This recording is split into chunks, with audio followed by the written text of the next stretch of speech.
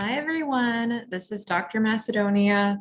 I wanted to provide a quick video in terms of APA 7. I didn't want to overwhelm you last week with posting a video about APA because I really wanted the emphasis to be on your literature reviews and providing a video about that. But now that you have turned in your drafts, I wanted to create a video giving you feedback about APA 7 so that you can revisit your drafts with your peer feedback and potentially rework some of the APA formatting. And what I'm going to show you are really the key kind of mistakes that I saw throughout the class in terms of APA formatting. With the sync session this week, the emphasis is also going to be on APA and formatting. So let's go ahead and get started. So within your actual literature review, you are going to have references following your manuscript. So it's not going to be bibliography. Remember, it's going to be references. So the first thing that I want to point out is that this first citation or reference, I should say, there's no indentation. So this is really important that after this first line, there is what's called that hanging indent, okay? So it should follow this hanging indent for any line beyond this first line. So that's number one. So for entries that are multiple lines, there should be a hanging indentation, okay? Now, throughout the manuscript and your references, it should be Times New Roman, 12-point font, double spaced. So within this entry, this is not double spaced. So I'm going to go ahead and make that correction. Okay, so double space. A very small change, but I do want to point this out. So authors might include a first initial, they might include multiple initials. So if they include like a first and second initial, for example, there should be a space. Okay, so I know that it seems really minimal, but it does make a big difference. So there should be that extra space. Now, one of the largest kind of areas that I saw that needed revisiting in terms of APA 7 was the title of periodicals. The title of periodicals should be in sentence case.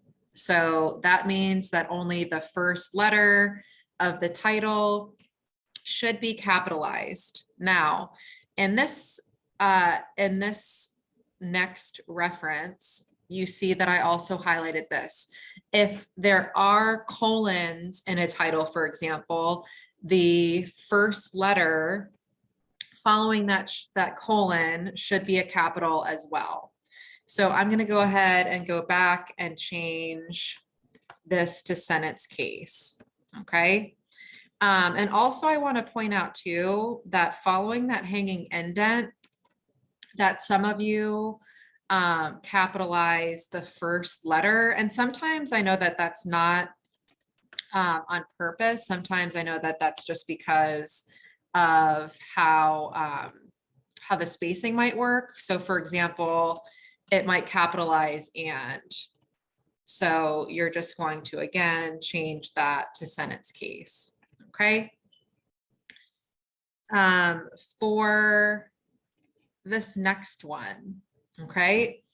So I made comments within your annotated bibliographies that I really want you to make sure that if it's an article or a book, if there is a DOI assigned, that there is a URL or a hyperlink. Okay, so I provided this reference called Crossref, and this actually helps to provide a hyperlink for you. So what you would do is you would just copy and paste the title. And I would just do metadata. I don't know if it actually, there we go. So this is what I wanted. So special education, teacher attrition or retention, a review of literature. So here is this. So I'm going to copy this. And then go right there. So that's, I just wanted to provide those few kind of feedback areas for you, but also keep in mind that APA 7 manuals, as well as sites like Purdue OWL, are your friends. So I have this open constantly with my own writing, just in case that I have any questions or am unsure. I would just go ahead and utilize this to help me. I also want to point out too, I'm going to just scroll up. So in terms of your actual like in-text citations, so I did see this and provided some feedback.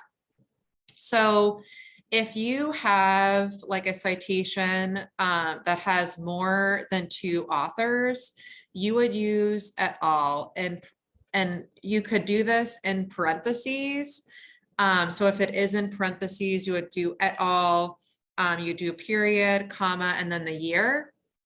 If you decide to cite, again, I'm just going to show you Purdue OWL. So again, this provides you some basics in terms of citations and references, but I do want to point out, so if it's in parentheses, like I was saying, if it's a work by 3 or more authors, you're going to, in parentheses, do et al., period, comma, the year, or you could also cite it this way. Note the difference that this does not have a comma. Okay, so this is, and everything's in parentheses, or if you want to do like these authors suggest, again, you would cite it this way. If it's a work by 2 authors, I provided this feedback to some of you. So if you start a sentence off that, just like this example, research by Wegner and Petty, and then you would have the and the year following that supports this. However, if you're just citing it at the end of your sentence, note that you would have the ampersands in the parentheses and cite it this way. So I just wanted to note those types of little changes too. And again, if you also want to look at like a sample APA 7 paper, Purdue OWL also provides those examples as well. So it has an example of a student paper and provides really great comments and feedback. And then it also includes like professional papers as well. So I really hope this was helpful. Please let me know if you have any other questions, and I look forward to talking with you guys soon.